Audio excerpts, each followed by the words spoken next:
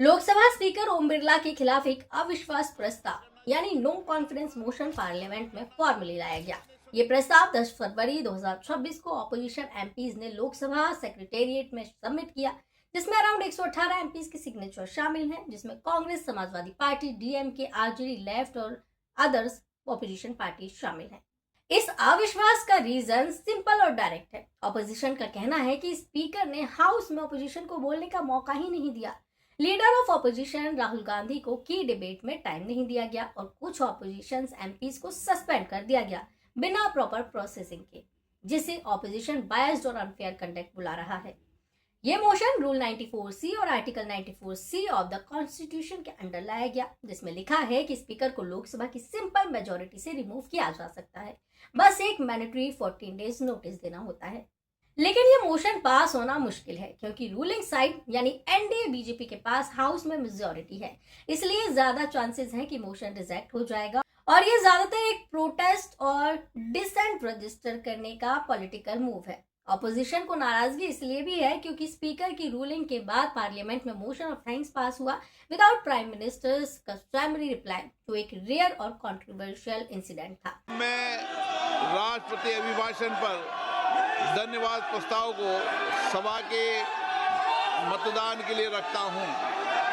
प्रश्न ये कि राष्ट्रपति की सेवा में निम्नलिखित शब्दों में एक समावेदन प्रस्तुत किया जाए कि सत्र में समवेत लोकसभा के सदस्य राष्ट्रपति के उस अभिभाषण को जो उन्होंने 28 जनवरी 2026 को एक साथ समवेत संसद की दोनों सभाओं के समक्ष देने की कृपा की है, उनके प्रति हम अत्यंत आभारी हैं। जो सदस्य इसके पक्ष में हाँ गए, सदस्य विरोध में ना गए, मेरे विचार में निर्णय हाँ वालों के पक्ष हुआ, प्रस्ताव स्वीकृत हुआ। इस वजह से ऑपोजिशन का कहना है कि स्पीकर ने प्रोसीजर का गलत इस्तेमाल किया है। इसके पहले इंडिया में सिर्फ 3 बार ही लोकसभा स्पीकर के खिलाफ नो कॉन्फिडेंस मोशन लाया गया था। कब कब लाया गया था ये आगे वीडियो में बताएंगे, पूरी वीडियो को जरूर देखा। और कब ये सक्सेसफुल हुआ, कब अनसक्सेसफुल हुआ, ये भी बताएंगे। उसके पहले आपको ये बताते हैं कि नो कॉन्फिडेंस मोशन का पॉइंट क्या होता है। इसका पॉइंट ये होता है कि अगर स्पीकर पर हाउस का कॉन्फिडेंस नहीं रहा तो उसको रिमूव करके एक इम्पार्शियल और फेयर चेयर बनाया जा सके ताकि पार्लियामेंट का सही काम हो। लेकिन इस सिस्टम का यूज बहुत रेयर होता है क्योंकि स्पीकर नॉर्मली एक इम्पार्शियल कस्टोडियन होता है और रूलिंग या ऑपोजिशन दोनों को मैनेज करता है।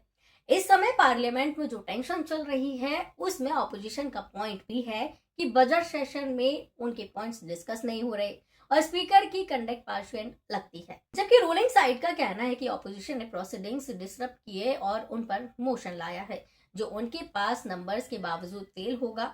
ऑपोजिशन ने स्पीकर ओम बिरला के खिलाफ नो कॉन्फिडेंस मोशन लाया है उनका कंडक्ट और इनपार्शियली पर सवाल उठाते हुए, पर हाउस में मेजोरिटी रूलिंग साइड की होने की वजह से उसका पास होना बहुत मुश्किल है। ये मूव एक स्ट्रॉन्ग पॉलिटिकल स्टेटमेंट हो सकता है। चलिए अब आपको ये बताते हैं कि कब कब स्पीकर के खिलाफ अविश्वास प्रस्ताव लाया गया था और कौन स्पीकर ऐसे थे, क्या अविश्वास प्रस्ताव सक्सेसफुल हुआ। 1954 में जीवी मवालांकर के खिलाफ लाया गया था। ऑपोजिशन ने मोशन मूव कर दिया था लेकिन टोटल एमपीज का मेजोरिटी सपोर्ट नहीं मिला। उस समय कांग्रेस के पास लोकसभा में ओवरवेलमिंग स्ट्रेंथ थी।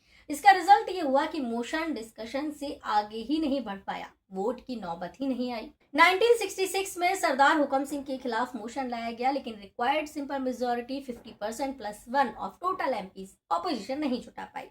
रूलिंग साइड ने स्पीकर के साथ ओपनली खड़ा होकर नंबर्स दिखा दिए। रिजल्ट निकला, प्रपोजल रिजेक्ट हो गया। 1987 में बलराम जखर के खिलाफ लाया गया था। ऑपोजिशन ने पूरा जोर लगाया लेकिन मोशन को सपोर्ट करने वाले एमपी सरकार के एमपी से काफी कम थे। कांग्रेस के मेजोरिटी के आगे ऑपोजिशन नंबर टिक ही नहीं पाए। रिजल्ट हुआ कि अविश्वास प्रस्ताव गिर गया। स्पीकर को हटाने के लिए सिर्फ हंगामा नहीं, लोकसभा के टोटल मेंबर का क्लियर मेजोरिटी सपोर्ट होना चाहिए, सिर्फ प्रेजेंट एमपीज का नहीं, टोटल स्ट्रेंथ का। इसी वजह से हिस्ट्री में एक बार भी स्पीकर कभी रिमूव नहीं हुआ। इस बार भी जो अविश्वास प्रस्ताव लाया गया है, नंबर गेम बिल्कुल क्लियर है। रूलिंग अलायंस के पास अभी भी लोकसभा में मेजॉरिटी सपोर्ट है, ऑपोजिशन के पास इतने एमपीज नहीं कि वो स्पीकर को हटा सके, इसलिए पॉलिटिकल सिग्नल स्ट्रॉन्ग है, लेकिन कॉन्स्टिट्यूशनल रिजल्ट बहुत वीक है। उम्मीद यह है कि मोशन डिस्कशन के बाद वोट में गिर जाएगा या पहले ही नंबर के नाम पर डिसमिस कर दिया जाएगा। पहले भी स्पीकर के खिलाफ अविश्वास प्रस्ताव लाए पर कभी नंबर नहीं मिले, इस बार भी नंबर नहीं मिलेंगे। फर्क सिर्फ इतना है कि पहले स्पीकर को प्रोटेक्ट किया जाता था, आज स्पीकर खुद कंट्रोवर्सी का हिस्सा बन गए हैं। लोकसभा की स्ट्रेंथ आज 543 है, सिंपल मेजोरिटी चाहिए 272 वोट्स, लेकिन ग्राउंड रियलिटी ये है कि एनडीए के पास अप्रॉक्स 290 प्लस एमपीज हैं और ऑपोजिशन के पास अप्रॉक्स 230 के आसपास, मतलब ऑपोजिशन के पास 272 एमपीज है ही नहीं। इसलिए अगर मोशन एडमिट हो भी जाए तो वोट में गिरना तय है। आपको क्या लगता है कि क्या स्पीकर ओम बिरला हटाए जाएंगे? कमेंट करके जरूर बताइएगा।